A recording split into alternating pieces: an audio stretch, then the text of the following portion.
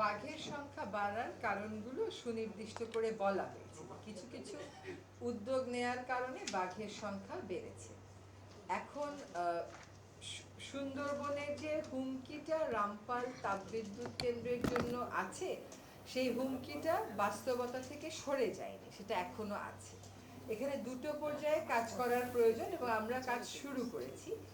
একটা কাজ হচ্ছে যে ইউনেস্কোর কাছে আমাদের একটা স্ট্র্যাটেজিক এনভায়রনমেন্ট অ্যাসেসমেন্ট করে জমা দেওয়ার কথা ছিল, সেটা বিগত সরকার জমা দিয়েছে। সেখানে ইউনেস্কো একটা আপত্তি করেছে যে এলাকাটা যেভাবে চিহ্নিত করা হয়েছে সেই এলাকাটা রক্ষিত এলাকা অনেকাংশেই বাদ দিয়ে দেওয়া হয়েছে।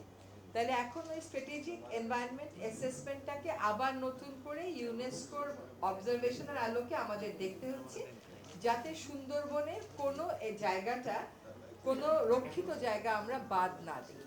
হয়তো বিগত সরকার ঝুঁকি কম দেখাতে রক্ষিত এলাকাকে কম দেখিয়ে অন্য জায়গা বেশি দেখিয়েছে, এটা। আর জাতীয় পর্যায়ে যে কাজটা করা হচ্ছে সেটা হচ্ছে যে রামপালের যে বায়ু বায়ু এয়ার ডিসচার্জটা হচ্ছে, ওইটা আমরা এবার একটু নিরপেক্ষভাবে মনিটর করার চেষ্টা করছি। সবসময় তো আমরা মনিটর করে বলে দিই ধলেশ্বরীর পানি খুব পরিষ্কার, ট্যানারি নোংরা করে না, রামপালের বাতাস খুব পরিষ্কার, সুন্দরবনের ক্ষতি হবে না, কিন্তু ওইখানে যারা থাকেন তারা কিন্তু কিছু অসুবিধার কথা বলছেন।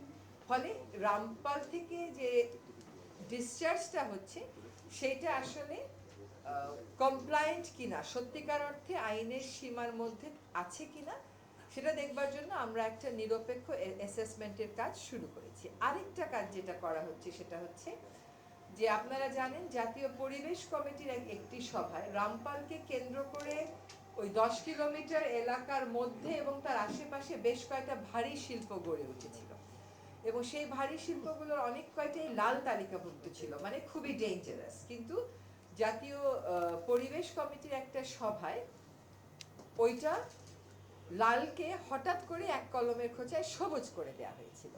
সেইটা পরিবেশ সংরক্ষণ বিধিমালা আবার পর্যালোচনা করে সেগুলো আদৌ লাল, আদৌ সবুজ হওয়ার যোগ্যতা রাখে কিনা, নাকি লালেই ফেরত নিতে হবে, নাকি কমলা খতে নিতে হবে, এটার একটা অবজেক্টিভ কাজ করার প্রক্রিয়া শুরু হয়েছে।